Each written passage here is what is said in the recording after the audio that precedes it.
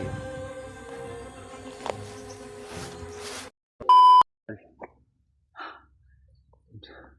Tuloy tayo na ano tong daanan na to. Kasi ramdam ko tol na ito yung daanan palabas. Kaya sinusundan ko. Kasi imposible naman tol kasi may mga dumadaan dito. May mga bagong dumadaan ba. Kaya ano natin to. Di ko sure kung may mga motor ba na dumadaan dito. Pero patuloy tayo tol. Upang tinatandaan ko kasi yung mga dinadaanan namin tol. Kaya patuloy ako sa paglalakbay upang makalabas tayo ng ligtas na hindi pa dumidilim. Tuloy tayo tol. Tandaan lang tayo kasi parang may mga busis at may mga busis tayong naririnig sa unahan. Pero kanina tol, may narinig akong putok ng sniper pero malayo. Hindi ko alam kung saan banda yun kasi parang ano lang ng hangin eh. Pero malayo tol. Malayo yung narinig natin na putok ng sniper. Kaya hindi na natin anuhin yun. At least na nag-iwan din ako ng mag-iwan din ako sa kanila ng chat kung maano rin nila, malaman nila na bababa tayo. Emergency yung pagbaba natin. Kaya patuloy tayo. Sana walang nakaharang tol. Ligtas tayo makababa at walang mangyari. May mga dumadaan talaga dito tol. May mga plastic bottle pa ng tubig. Kaya sure ako na ito yung daanan. Daanan pa labas.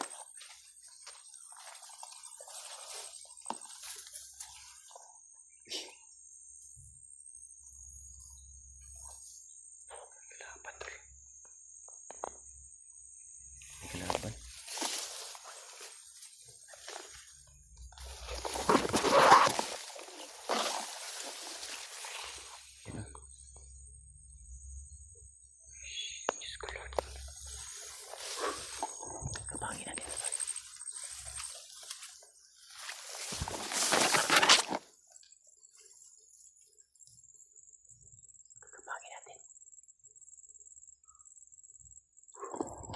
Tingin pa dito.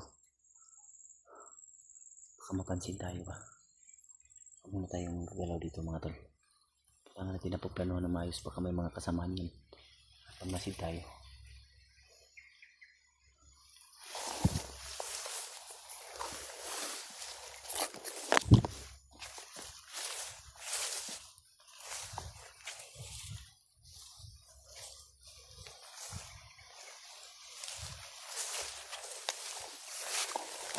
Kasama. Dalawa sila. May nakabantay tol. Bantayan yung daanan natin.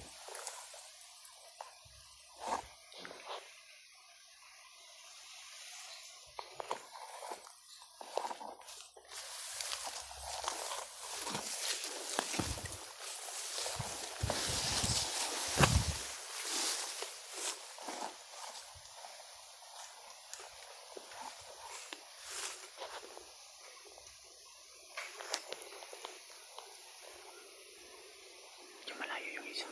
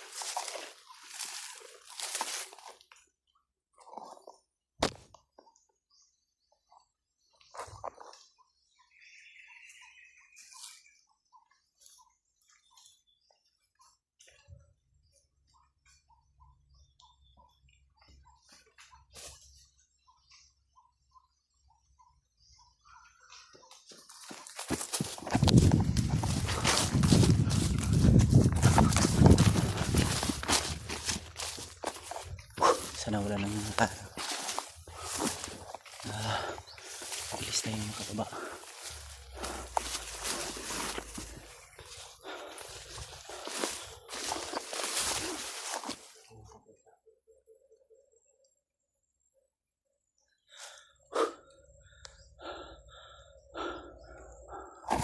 Kasi baka may mga iba pang nakaharang dito.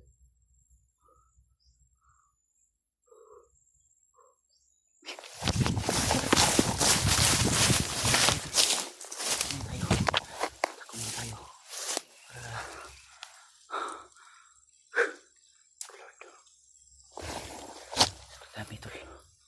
May mga paparating. Tingnan ko muna kung saan sila dadaan.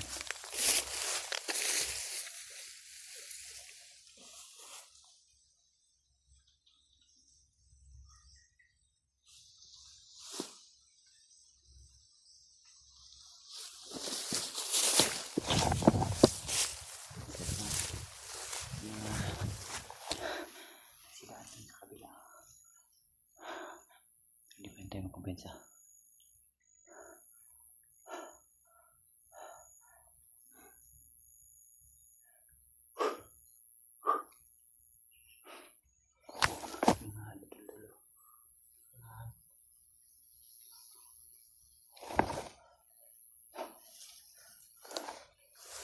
Madami sila.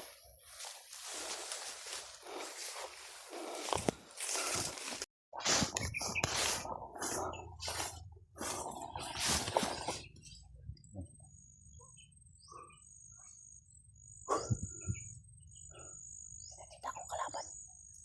Nasonahan.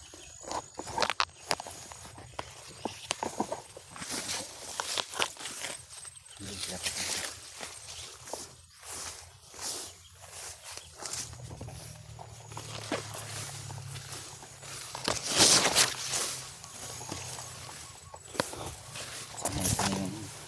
Daanan. Direksyon tol.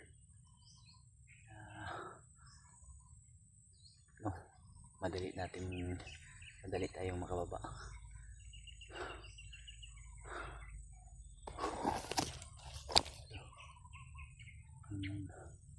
Tingnan kung kumpensa kung masecure natin yung daanan.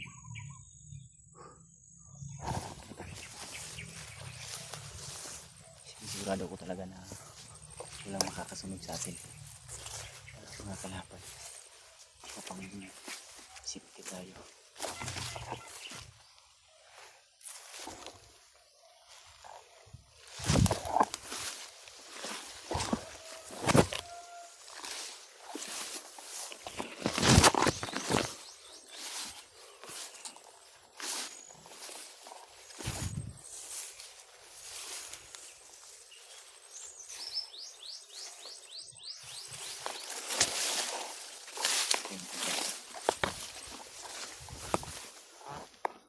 Kumpensa to. Sobrang sakit na talaga yung ulo ko. Medyo ano kasi walang init pero yung singaw ng lupa ay napakainit at sobrang kati na rin ang damit ko kasi wala tayong ligo-ligo tol, mabasa lang tayo kapag umulan. Gabi umulan kaya ano ko yung mukha ko, nalinisan ko. Pati yung sugat natin sa ulo ay inaano natin ng tubig. Kasi ako nakahanap ng dahon na gamot na dahon tol. Kaya hindi natin pero buti na lang kunting sugat lang pero may bukol yung ulo natin. Malakas-lakas rin yung pagkapalo. Buti na ng bandana natin medyo napigilan kaya hindi gaano tumalab. Delikado kung itak yung ipinalo sa atin, wasak talaga yung ulo natin. Sana ito na yung daanan na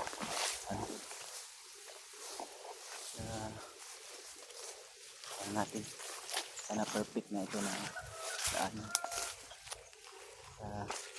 Pababa na tayo. May mga anok na ihalap dito tuloy. napakalinis na area. So parang may kampo doon, no? Banda, oh. Kasi makita sa ewan ko kung may mga ano na dito tol, mga bahay ba yan o kampo, hindi ko alam. Pero masin mo tayo, baka makahingi tayo ng tubig dyan. Pero hindi pa rin tayo magkumpiyansa tol. Lang kung makahingi tayo dyan ng tubig o makain ay orasyonan natin para safety talaga, na ligtas yung isusubo natin. Kasi dito bahay, oh. So, kasi tayo nakadaan.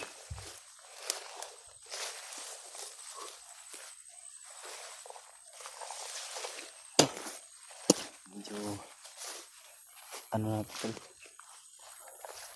layo na ito sa pundok na ano natin. Sulit tayo dito kasi napaka ano ng lugar, napaka ano ba, walang gaanong mga matataas na damo. Kaya subukan natin dito yung mga dumadaan na dito na mga tao.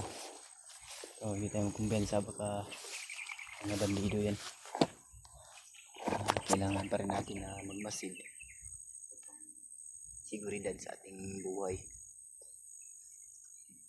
Maano natin yung hindi kasi natin alam yung darating na trahedya sa ating buhay mga tol.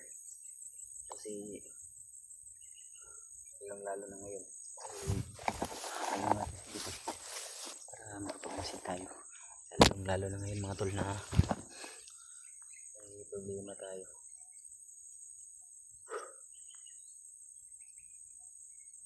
Isip ko talaga tol, sobrang nalulungkot talaga ako sa nangyayari ngayon,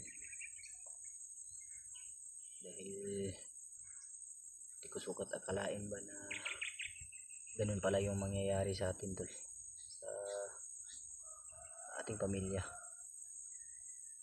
Siguro may mga ano dito, kasi may mga ewan ko kung manok ihalas ba yan o mga manok na ano, mga pinali.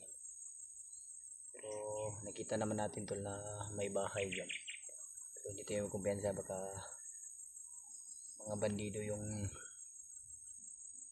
nakatira dyan. Kaya kung sana ipagdasal nyo rin po ako tol na sana ay hindi ano lang, mababait na tao sana yung nakatira dyan, para matanong natin kung malayo pa ba tayo sa labas ng bundok na ito.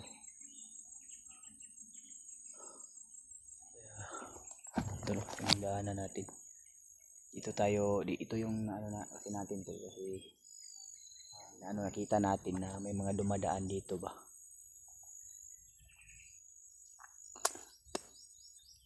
Yan, dito tayo dadaan. So hindi pa rin tayo magpakomportable. Kailangan pa rin ng ingat o pag-iisip yung gamitin natin, kasi delikado yung napasok natin ng area. Kasi pababa tayo mga huli, malamang na may mga iba pang nakabantay dyan. Kasi kanina yung mga napatay natin, bukod pa dun ay may mga iba patay na sa lupa. Hindi ko lang napansin na ano pala yung video natin, kaya pinagpatuloy ko na i-video para malaman nyo tol kung ano talaga yung kaganapan sa ating pagbaba. At may ano ko sa inyo, may ma-upload rin ako sa channel ko.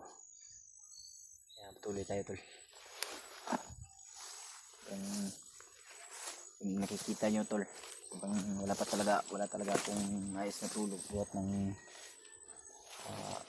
ano talaga, napakahirap ng sitwasyon ko kagabi sa aking pagtakas, kasi pilit talaga ako na sinusundan ng mga bandidong grupo tol o mga kalaban. Pinipilit ko talaga na makalayo upang hindi mahuli ulit, Kasi ayoko rin naman tol na mag-alala kayo sa amin o sa akin. Kasi alam ko rin na nasasaktan rin kayo sa nakikita nyo na nangyayari sa amin na binubugbog.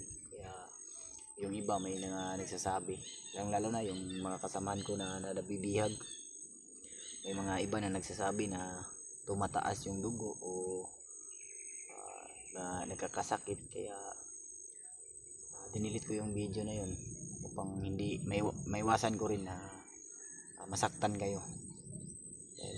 Alam ko rin tol na kung nasasaktan kami ay nasasaktan din kayo. Tuloy tayo tol. Tanong tayo mamaya, may madaanan tayo. Dadaanan yung bahay na nakita natin, pupuntahan natin.